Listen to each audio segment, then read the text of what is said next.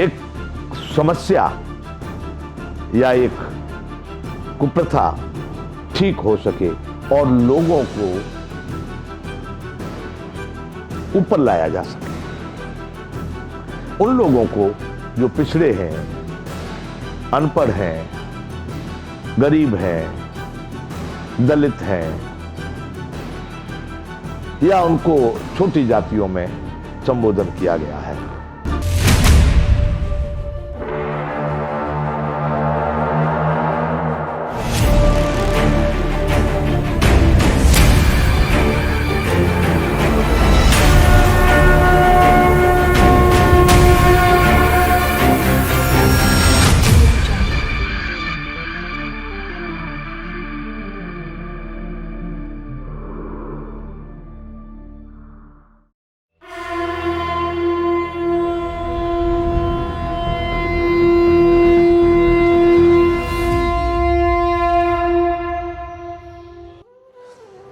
जय विश्व बंधु। बंधुओं, हम आज चर्चा करना चाहते हैं आरक्षण के विषय में। आरक्षण बहुत दिनों से भारत में एक ये संवैधानिक रूप से लागू किया गया एक क्रिया है। अंग्रेजी में रिजर्वेशन कहते हैं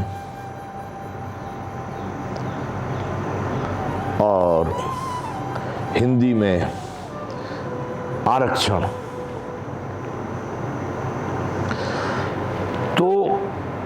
आरक्षण के विषय में बहुत बार सामान्यतः लोग बैठे होते हैं, कभी उस प्रकार के लोग होते हैं, तो चर्चा होती है आरक्षण के विषय में। सैकड़ों बार ये चर्चा हमारे सामने आई, हम भी उसमें शामिल हैं और सुना गया, देखा गया, अपने अपने लोग विचार रखते हैं। अंत में ये निर्णय नहीं हो पाता कि आरक्षण वरदान है या अभिशाप, यानी देश के लिए लाभदायक है या हानिकारक, उचित है या अनुचित।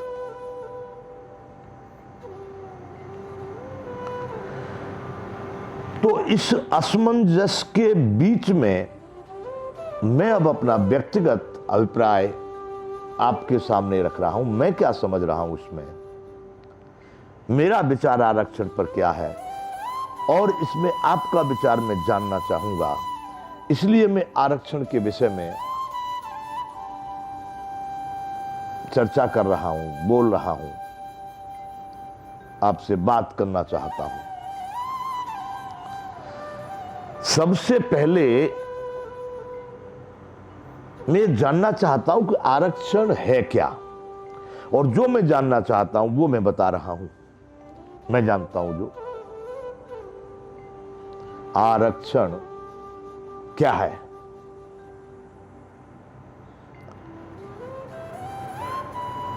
तो जहां तक मेरी समझ है,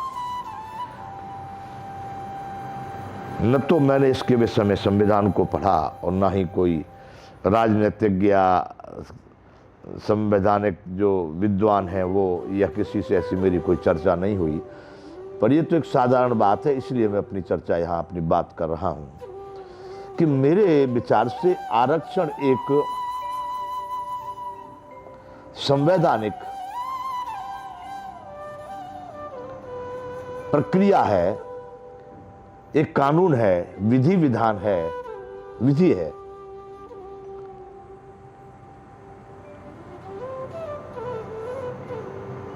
जो भारत में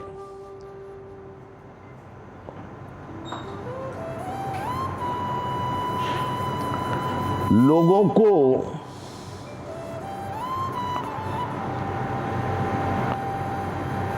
ये विश्वास दिलाने के लिए कि हम इस संवैधानिक विधि को देश में लागू कर रहे हैं।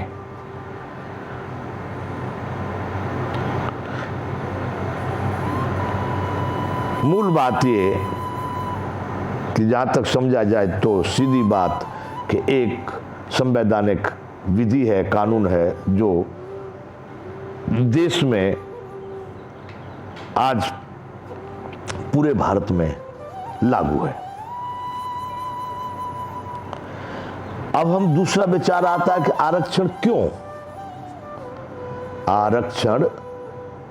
क्यों लागू किया गया, आरक्षण की क्या आवश्यकता रही। तो मेरा विचार कहता है, मैं अपने मन से, अपनी बुद्धि से जो सोचता हूं, तो भारत में पहले कभी जाति पाति के कारण, जातीय व्यवस्था या वर्ण व्यवस्था के कारण ऐसे कुछ नियम रहे, छुआछूत का, नीच ऊंच का, बड़े छोटे का, अनेक प्रकार की कुछ त्रुटियां कहें या कुरीतियां कहें या कुप्रथा कहें,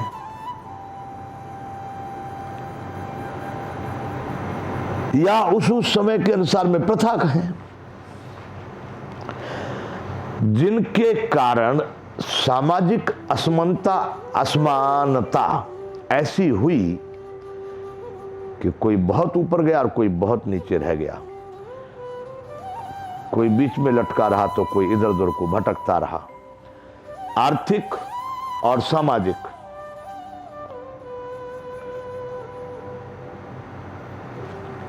राजनीति से सब लोगों को कुछ लेना नहीं था, लेकिन दो विभागों में ये असमानता बढ़ी और बढ़ी, इतनी बढ़ी कि कुछ लोगों को इससे बड़ा आत्मीय कष्ट हुआ या दूसरे लोगों की स्थिति देखकर उन पर ऐसा प्रभाव हुआ कि ये समाज में बहुत गलत है, मनुष्य मनुष्य के प्रति ऐसी भावना रखता है, या एक मनुष्य दूसरे मनुष्य को बिल्कुल गिरा हुआ समझता है। ऐसी इन भावनाओं के अनुसार कुछ लोगों ने, योग्य लोग, विद्वान लोग, पढ़े लिखे लोग, उन लोगों ने ये चिंतन किया कि इसके लिए कोई ऐसा विधान होना चाहिए जिससे कि ये एक समस्या या एक कुप्रथा ठीक हो सके और लोगों को ऊपर लाया जा सके। उन लोगों को जो पिछड़े हैं, अनपढ़ हैं, गरीब हैं, दलित हैं, या उनको छोटी जातियों में संबोधन किया गया है, तो उसके लिए ये एक विधि, एक विधान, कानून बनाया गया जिसको आरक्षण कहा गया। और ये लोगों को आगे लाने के लिए, उनको भी समाज में एक अच्छा स्थान दिलाने के लिए, उनको समाज में बराबरी पर लाने के लिए, उनको समाज में उनकी हिचकिचाहट को, उनकी कमजोरियों को या उनके दुख को दूर करने के लिए ये आरक्षण लागू किया गया। संविधान में लाया गया। संविधान के बाद में कुछ समय के बाद में या आवश्यकता अनुसार या लोगों की अपनी स्थिति के अनुसार इसको लागू किया गया। तो इसका मुख्य मतलब क्या रहा कि आरक्षण क्यों? आरक्षण क्यों का मतलब लोगों को समाज की इस मुख्य धारा में उनका यथा योग्य स्थान, सम्मान या अधिकार दिलाने के लिए आरक्षण लागू किया गया। अब आरक्षण लागू किया गया तो अब चिंतन ये आता है, कुछ लोग इससे प्रसन्न हैं और कुछ लोग इससे अप्रसन्न हैं।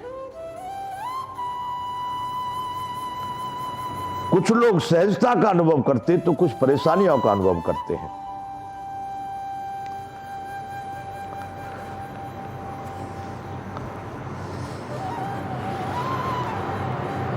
तो आरक्षण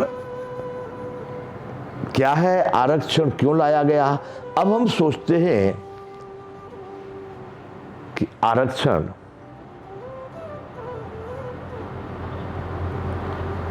देश के लिए वर्तमान में अब या अब के बाद आगे